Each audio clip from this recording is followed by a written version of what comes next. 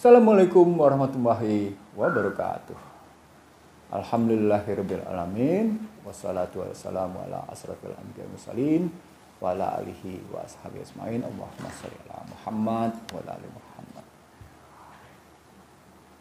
Pemirsa yang saya hormati, kemarin kita bicara Al-Baqarah 185. Hari ini kita akan lanjutkan dalam pembahasan bahwa Al-Quran itu sebagai furqan punya makna luar biasa dan tidak mungkin dilepaskan selama bulan Ramadan.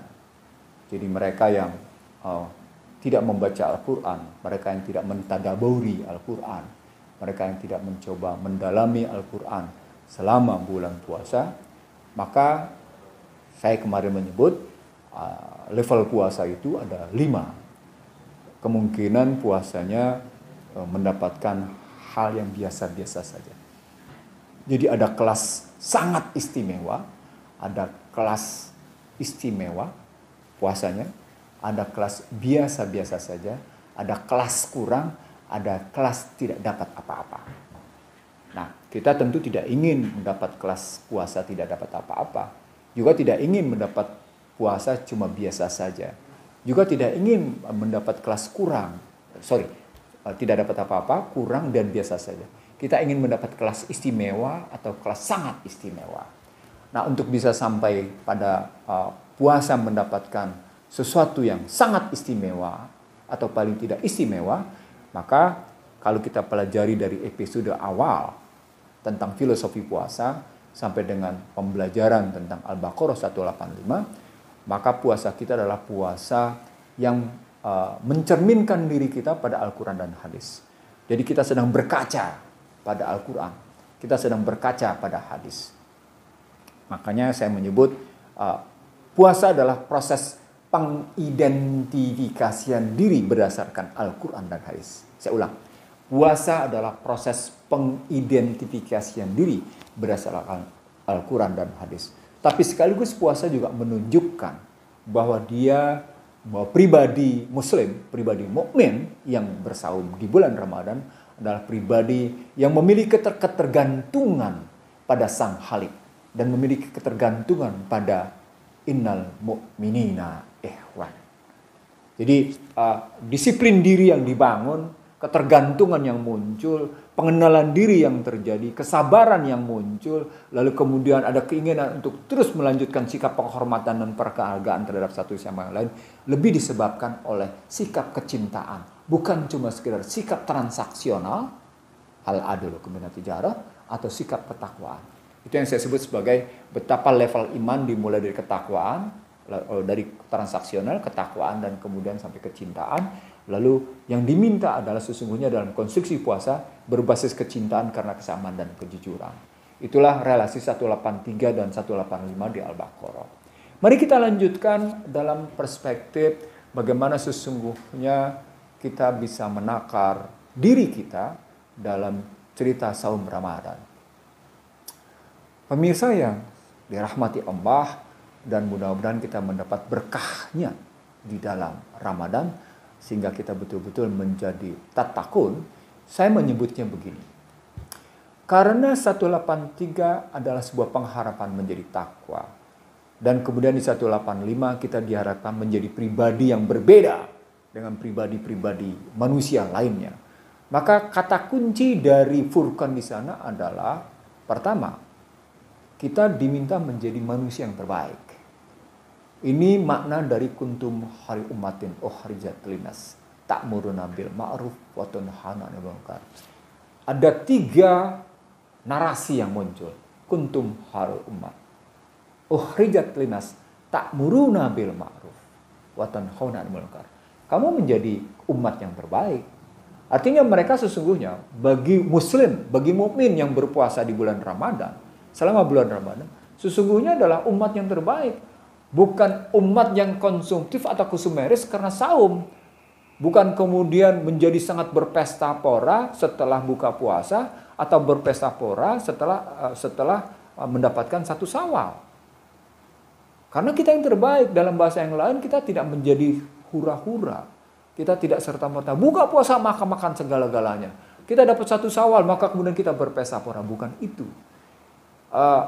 Kalau kita pahami bahwa ternyata yang pengertian terbaik itu tidak pada level materialism, tidak pada level benda, tapi justru pada level energi muncul di situ. Dengan begitu kita menjadi orang yang amar ma'ruf.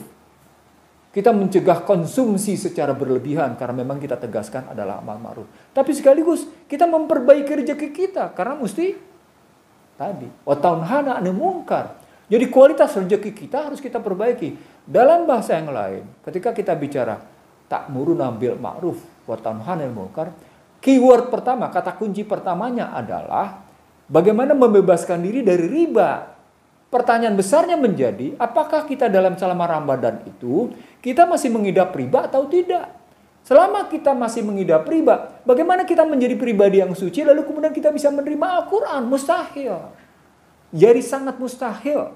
Kalau dalam pribadi kita masih ada riba, baik riba motor, riba mobil, riba macam-macam, termasuk kerja di tempat riba. Dia tidak akan turunnya namanya la'alakum tattaqun. Tidak akan datang Al-Quran secara utuh ke dalam diri kita. Tidak akan menyerap yang namanya hadis ke dalam jiwa dan pikiran kita. Jadi problem besar kita adalah sesungguhnya bukan sekedar pada konsumsi pikiran. Bukan sekedar pada konsumsi makanan. Tapi paduan dari konsumsi makanan dan konsumsi pikiran yang berwujud pada tindakan. Pada konsumsi makanan soalnya adalah rezeki. Pada konsumsi pikiran adalah soal pilihan nilai. Pada konsumsi tindakan bukan cuma sekedar yang menyenangkan. Nah ini relasi 183 ke 185. La'alakum tattaqunnya dengan furqannya. Bahwa tidak mungkin kita menjadi pribadi yang konsumtif, tidak mungkin kita menjadi pribadi yang konsumeris, tidak mungkin kita menjadi pribadi yang tetap hidup dalam riba. Kalau memang kita mau kalbu kita dan pikiran kita masuk Al-Quran, tergema sedemikian rupa pada kalbu dan pada pikiran. Langkah berikutnya adalah berarti selama saum Ramadan, suka tidak suka, setuju tidak setuju, kita harus memaksa diri membaca Al-Quran dan melihatnya sampai seberapa jauh yang kita baca kita bisa refleksikan dalam diri kita. Kita jadikan dia sebagai batu pengukur, sebagai cermin bahwa apakah langkah-langkah kehidupan kita benar atau tidak. Nah, cara-cara berpikir seperti ini, cara-cara bersikap seperti ini sesungguhnya yang diminta tadi dalam 185. Karena hudalinas, karena furqan, karena bayinat gitu. Jadi hudalinas wa bayinat minal huda wal furqan. Dalam bahasa yang lain memang muslim menjadi berbeda dengan kebanyakan orang. Dalam bahasa yang sederhana, kita harus bersedia menjadi ila qalil, menjadi masyarakat yang sedikit, tapi punya kualitas kehidupan yang demikian nafsul mutmainnah. Anda bisa lihat mereka yang gemah ripah loh jiniawi dalam pengertian tahta dan harta itu, ternyata hidupnya penuh dengan ketidaktentraman. Penuh dengan yang namanya kegelisahan. Penuh dengan yang namanya saling sikut menyikut satu sama lain. Sesuatu yang tidak layak diperdagangkan justru diperdagangkan. Sesuatu yang tidak layak dikonsumsi oleh publik menjadi konsumsi publik. Misalnya, kalau kita lihat, katakan bagaimana tata cara berpakaian baik pada mereka yang di Asia maupun di Amerika atau di Barat sana pada perempuan misalnya. Di Indonesia sudah banyak pergeseran penggunaan jilbab. Tetapi kita perlu tahu bahwa Anda adalah apa yang Anda pakai. Anda adalah apa yang Anda kenakan. Anda adalah apa yang kemudian Anda gauli teman Anda di situ. Nah, di situ menunjukkan perbedaan. Furqan tadi. Bisa furqan karena kita memahami penjelasan.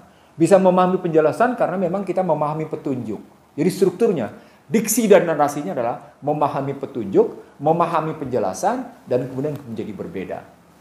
Untuk bisa seperti ini hanya dengan cara buka Al-Quran, lalu berlanjut lagi dengan cara menjadi hambanya yang mencoba bertakwa, mencintai, dan kemudian penuh dengan komitmen menegakkan ajaran. Wabillahi taufiq wal hidayah. Assalamualaikum warahmatullahi wabarakatuh.